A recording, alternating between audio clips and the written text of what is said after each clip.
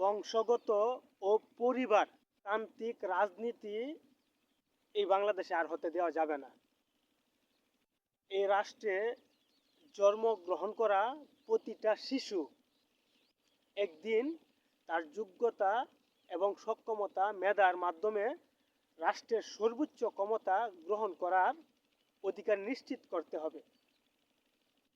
যদি এটুকু আমরা করতে পারি তাহলে দেখবেন আমাদের এই বাংলাদেশ শীঘ্রই উন্নতির দুয়ারে পৌঁছে যাবে, এটা ইনশাল্লাহ নিশ্চিত দিয়ে বলতে পারি।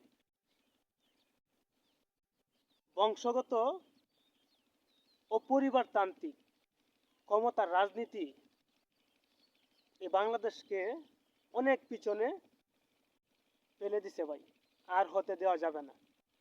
এখন সময় আছে, আমরা যদি রুখে না দাঁড়াই তাহলে এই বাংলাদেশ কখনো ঠিক হবে না। দেখেন এখন বাংলাদেশের জনগণ এরকম হয়েছে যে কাউকে বিশ্বাস করতে চায় না সহজে। কারণ যে কয়টা দল এসেছে বাংলাদেশে প্রত্যেকটা দলে কি জনগণের অধিকার ক্ষুণ্ণ করেছে, জনগণের টাকা মেরে খেয়েছে, জনগণের গণতান্ত্রিক ক্ষমতা অক্ষুণ্ণ করেছে। তো এই জন্যই আমাদের এখনই সময় ভাই জেগে ওঠার।